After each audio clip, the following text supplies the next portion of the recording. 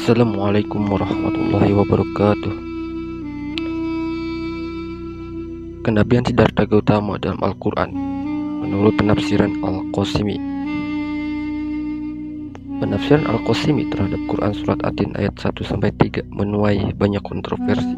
Beberapa ulama kontemporer yang dikutipnya mengindikasikan adanya simbolisasi agama Buddha dalam kata Al-Tin.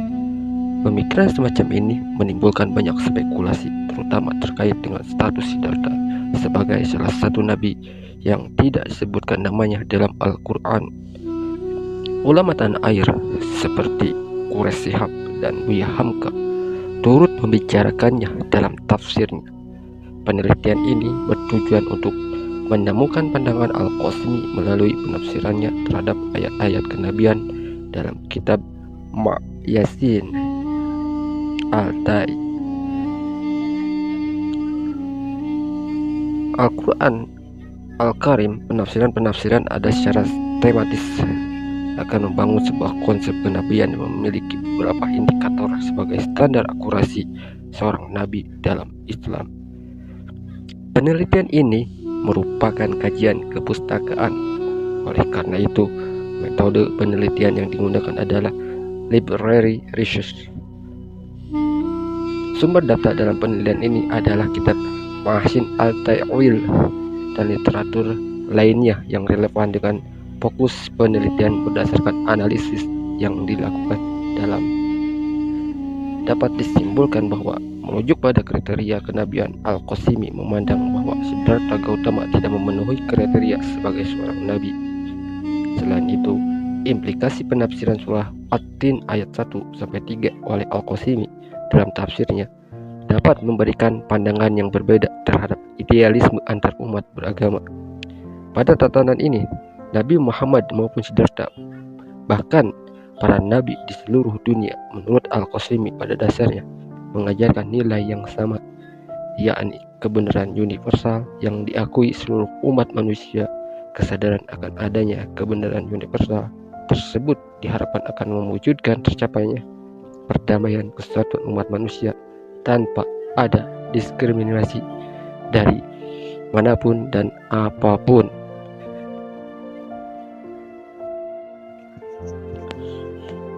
Buddha bukanlah Tuhan Maha Kuasa. Pendiri agama Buddha, Shakyamuni, adalah seorang pangeran di kabilah Watsu, sebuah kerajaan negara kecil yang saat ini terletak di daerah perbatasan di India Utara dan Nepal. 2500 tahun yang lalu, setelah menyaksikan duka raga dan jiwa dari para kawulanya, Shakyamuni meninggalkan kehidupan bangsawannya dan menjalani waktu bertahun-tahun dengan meditasi untuk mencari cara bagi semua makhluk supaya bebas dari masalah mereka dan mencapai kebahagiaan abadi. Sebagai hasil dari olas asihnya yang kuat terhadap orang lain dan pemahamannya yang mendalam, ia mampu mengatasi segala kekurangan, keterbatasan, dan masalahnya, serta mewujudkan semua kemampuannya sehingga ia menjadi seorang Buddha. Buddha bukanlah Tuhan yang Maha Kuasa, tapi secara harfiah berarti seseorang yang sepenuhnya bangun, sehingga ia bisa menjadi bantuan sepenuhnya bagi orang lain. Shakyamuni Buddha kemudian menjalani sisa kehidupannya dengan mengajar orang lain cara-cara untuk bangun yang telah ia alami sehingga mereka sendiri bisa menjadi Buddha yang sepenuhnya tercerahkan.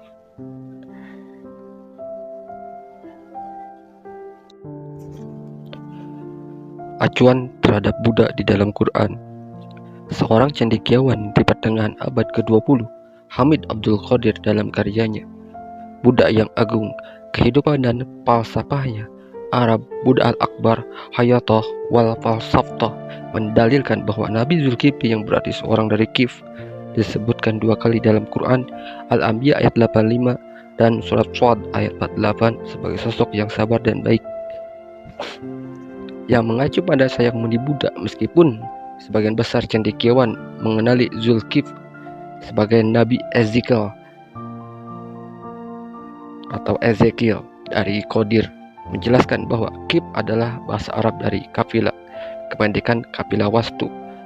Ia juga menyatakan bahwa penyebutan Quran terhadap pohon aro atau fig At-Tin 1-5 juga mengacu pada Buddha, mengingat ia mencapai pencerahan di kaki pohon itu.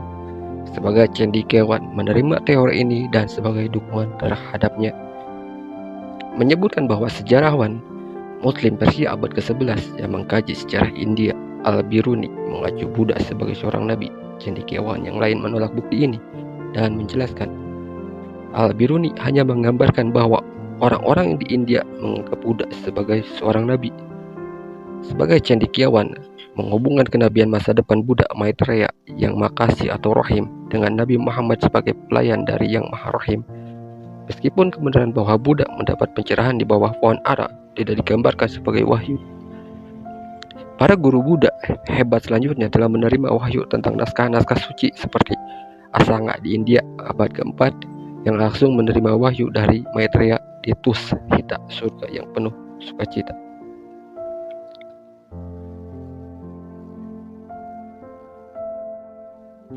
Pengikut Buddha sebagai orang kitab. Pencapaian Buddha dan ajarannya kepada orang lain mencapai hal yang sama disebut sebagai bahasa Sanskerta sebagai Dharma. Secara harfiah berarti langkah-langkah pencegahan.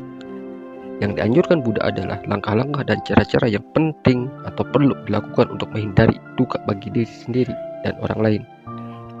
Dimulai pada abad kedua sebelum Masehi, wacana Buddha tentang hal tersebut disebarluaskan secara lisan, hingga kemudian dituliskan dalam bentuk naskah kitab.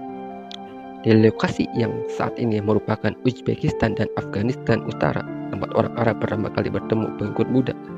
Naskah-naskah ini sebagian besar tersedia dalam terjemahan Turki kuno dan Sogdian.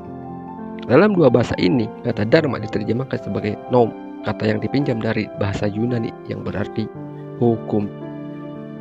Quran mengajarkan tenggang rasa bagi agama orang kitab yang mengacu pada agama Kristen dan Yahudi. Ketika orang Arab bertemu dengan pengikut Buddha, meskipun pengikut Buddha ini bukan secara ketat merupakan orang kitab, mereka diberikan kedudukan dan hak yang sama, seperti halnya seorang Kristen dan Yahudi di bawah kekuasaan orang Arab. Mereka diperbolehkan mengikuti agama mereka asalkan umat awam di antara mereka membayar pajak penduduk, sehingga pola pikir hukum tentang orang kitab tampaknya menjadi diperluas untuk melibatkan mereka yang mengikuti seperangkat asas etika dan wewenang yang lebih tinggi.